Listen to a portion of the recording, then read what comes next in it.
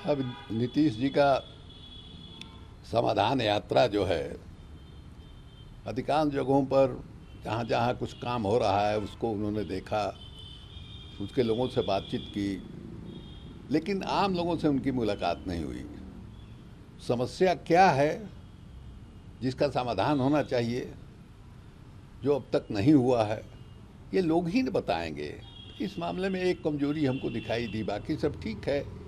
उन्होंने देखा, समझा, पदाधिकारियों से बात किया, लेकिन लोगों से भी समझने का हमको लगता है ज़्यादा बेहतर होता कि बातचीत की होती कि हाँ भाई उसके यहाँ क्या समस्या है और उसका समाधान किस तरह से किया जाए, तो ज़्यादा बेहतर होता। हमको लगता है कि ज़्यादा प्रभावशाली समाधान यात्रा को किया जा सकता था।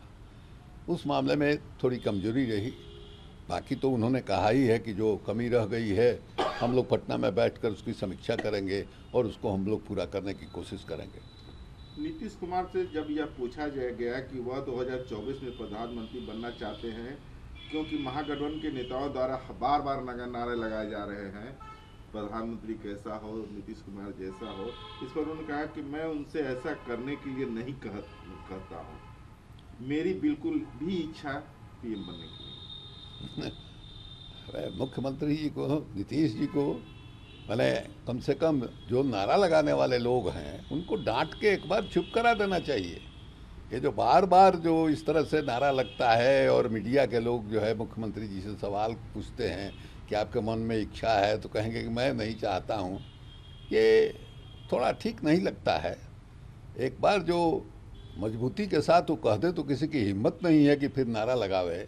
आप सुनते हैं, उसको रिलीज करते हैं, तो लोग नारा लगाते हैं। दिल्ली और मुंबई में बीबीसी के कार्यालय पर आगे के जो सर्वे है वो तीसरे दिन भी जारी रहे।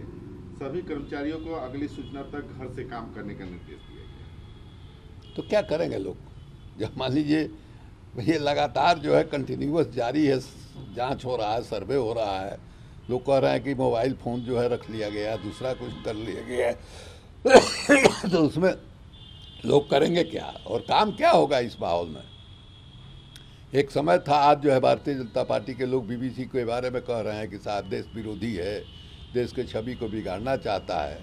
एक ज़माना था जब देश में आपातकाल लागू था, उस समय इनका भाषण है नरेंद्र मोदी जी का कि भाई उस समय हम लोग बीबीसी ही सुनते थे सही जानकारी के लिए। तो आज उस समय जो है उनके लिए सही जानकारी का माध्यम जो है बीबीसी था, और आज जो है गलत जानकारी का माध्यम जो है बीबीसी बन गया। इसलिए अरे दुनिया भर में इनकी प्रतिष्ठा जो है, डेमोक्रेसी के साथ किस तरह से खिलवाड़ हो रहा है, ये बीबीसी के खिलाफ जो कार्रवाई हुई उससे ये संदेश चला गया। सउद्दीन ओवैसी जब भी मुंह खोलते हैं जहर ही निकलता है। वह कभी कानून की बात नहीं करते हैं। जिन्ना भले ही चले गए हों, लेकिन जिन्ना के उत्तराधिकारी के रूप में कई लोग बच गए हैं, यह कहना गिरिराज सिंह का।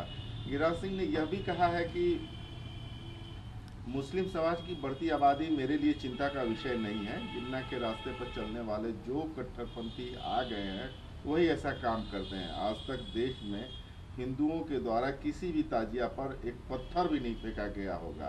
केंद्रीय गृह मंत्री ये गिरिराज सिंह का कहना है जी। तो गिरिराज सिंह जब मुंह खोलते हैं तो लगता है कि जिन्ना का, मोहम्मद अली जिन्ना का एक डुप्लीकेट जो है बोल रहा है। वो मुस्लिम एक ओर से बोल रहे हैं, ये वही भाषा, उसी तरह की भाषा हिंदू समाज की ओर से बोलते हैं। तो दोनों में कोई फर्क नहीं है, ओवैसी में और गिरिराज सिंह में कोई फर्क नहीं है। दोनों एक ही तरह की भाषा बोलते हैं और दोनों का काम है एक दूसरे की मदद पहुंचाना। अगर ओवैसी से इतना इनको परहेज है तो उनके यहाँ ईडी क्यों नहीं भेजते हैं? इनकम टैक्स उनके यहाँ क्यों नहीं जाता है छापामारी करने? क्यों माने दूसरे लोगों के यहाँ चला जाता है, उनके यहाँ नहीं जाता है? यही साबित करता है कि मिली कुश्ती है। वैसे बोलेंगे, उसके बदले जो है गिरिराज सिंह बोलेंगे, दोनों एक दूसरे को मदद पहुंचाएंगे। तो जो वैसी हैं वही गिरिराज सिंह है, दोनों में कोई फर्क नहीं है। कुपवाड़ा जम्मू कश्मीर में पीडीपी की प्रमुख महुआ मुफ्ती ने कहा है कि विध्वंस जो बुलडोजर चल रहे हैं वहाँ, उसको लेकर के कहा है कि मैंने पहली बार ऐसी सरकार देखी है जो कहती है कि हम गरीबों के घर को स्कूल अस्पताल और पार्क में बदल देंगे। सरकार सिर्फ जम्मू कश्मीर के लोगों को परेशान कर रही है। केंद्र सरकार ने केवल झूठे वादे किए हैं। इस तरह से इतने बड़े पैमाने पर लोगों को के खिलाफ बुलडोजर का इस्तेमाल किया जा रहा है, ये अद्भुत हो गई है सरकार भाई। ये माने बुलडोजर जो है इस सरकार का प्रतीक हो गया है। कोई कानून नहीं, कोई मर्यादा नहीं, किसी तरह का लोकतांत्रिक जो एक गरिमा होती है कहीं कुछ नहीं। बुलडोजर कोई सुनवाई नहीं होगी। उत्तर प्रदेश में हम लोगों ने देखा कि किस तरह से माने एक महिला बेटी के साथ जल गई, या कहा जाए कि जला दिया गया, ये स्थिति हो गई।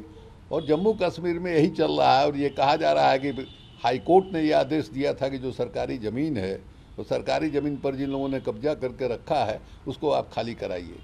तो बगैर माने इस बात की परवाह किए हुए कि जिस ज़मीन को ये खाली कराने जा रहे हैं उसका स्टेटस क्या है, कैसे उस आदमी को माने बनाया है और इतने दिनों तक कैसे रह रहा है, आप उसको खाली करा रहे हैं, तोड़वा रहे हैं और उसका जगह पर कह रहे हैं कि पार्क बनाएंगे और स्कूल बनाएंगे। तो आदमी का सर से छत को उजाड़ दीजिए और उसका पार्क जो है बनाइए। यही विकास की नीति है भारतीय जनता पार्टी की।